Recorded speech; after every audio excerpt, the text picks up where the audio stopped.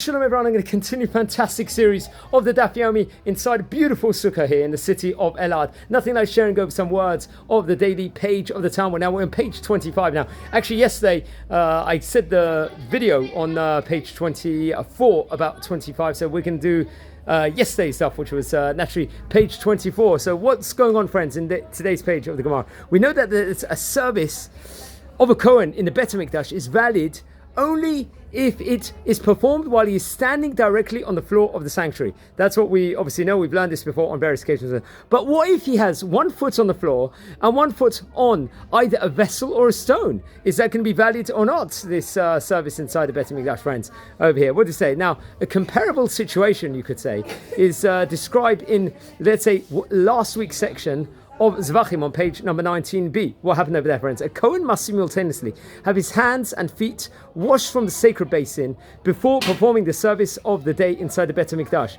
Now, one of the great rabbis interpreted this as requiring the Kohen to place one hand upon the other and to put them upon his feet, which have also been placed one upon the other. Now, his view, let's say over here, is rejected by the majority of the Rabbonim over here. Why is this? Because the washing is valid only if the Kohen is standing.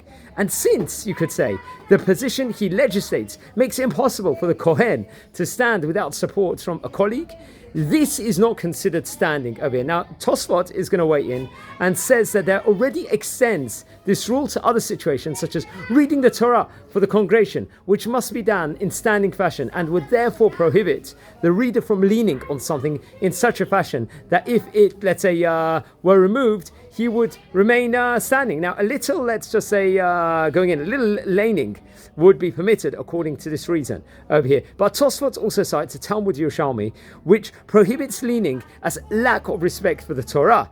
And this would also, let's say, include laning in any degree whatsoever. Now, the problem of laning over here extends as well to the Shemona Esrei prayer, which must be, let's say, recited while standing, and to the standing up where the Sefer Torah passes in our view. Now, if, let's say, it is a consensus of our halachic authorities that in regards to respect for the Torah and for prayer, we avoid, let's say, leaning in any degree. But if one's physical condition requires him to lean over here, then he should at least make sure that he does not lean to the point that if his support were removed, he would not remain standing. So very interesting. Let's hope we're not in that position where we have a bad back or whatever it will be. And wishing you all Chag Sukkot Sameach, beautiful sukkah here in the city of Elad. And take care. Thanks for watching, friends.